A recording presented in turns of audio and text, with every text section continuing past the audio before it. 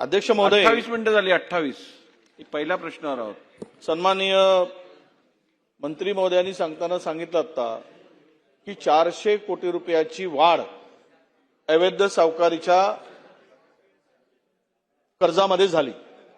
म्हणजेच बँकांच्या वाढीचं कर्ज हे सोडून द्या, पण सावकारी अवैध हे जिवंत आहे आणि त्यात वाढ होत आहे हे मान्यच केलं आपण. म्हणजे या राज्यामध्ये एवढे सगळे कायदे असूनही अवैध सावकारी का सुरू आहे यावर परमनंट का सोल्युशन निघत नाही.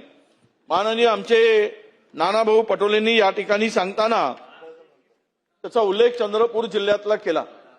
अध्यक्ष महोदय, यावर सातत्यानं आम्ही हा विषय इथे मांडतो. यातला मूळ सूत्रधार फरार आहे. त्याचं नाव आहे दिवाकर निकुरे. हे पैसे यांच्या खात्यातून या खात्यामध्ये जमा झाले, दिवाकर निकुरेंच्या.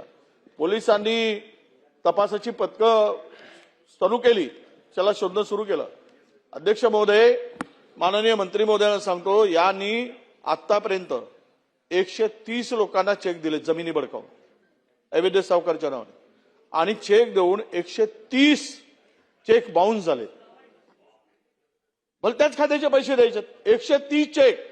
आणि हा पूर्वी दुसऱ्या पक्षात होता. बोयर साहेब, तुम्ही त्याला मला त्या दिवशी सांगितलं ना, आता तिसऱ्या पक्षात गेला, आता सत्ताधारी पक्षात गेला.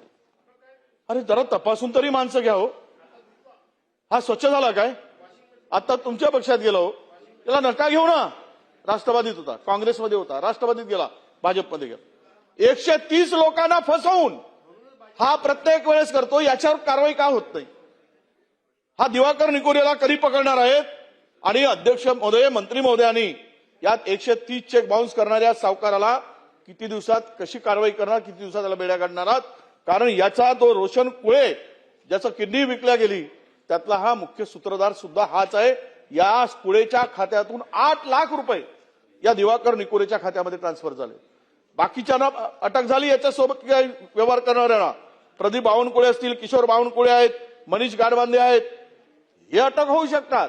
पण हा 130 चेक बाउन्स करणारा एवढा मोठा आरोपी, एवढा मोठा चोर, बदमाश, याला कुणाचं प्रोटेक्शन आहे की याच्यावर कारवाई होत नाही? म्हणून हे किती दिवसात कारवाई करणार हे मंत्री महोदयांनी या अवैध सावकाराविरुद्ध सांगावं. अध्यक्ष महोदय. अध्यक्ष महोदय, मी पुन्हा तेच सांगतोय की 21-22 पासून 26 पर्यंत सावकाराकडून 436 कोटीचं कर्ज आलंय वडेट्टीवार साहेब, आणि बँकेकडून 12,400 कोटी रुपयाचं कर्ज वाटप केलेलं आहे. झाले का? तर 400 कोटी झाले नाही म्हणत नाही. आता जे आपण काही सांगितलं त्याचं नाव द्या मला, मी चौकशी करून त्याच्यावर घेतो मी त्याच्यावर ऍक्शन घ्यायला होतो. चौकशी करून त्याच्यावर ऍक्शन घ्यायला होतो.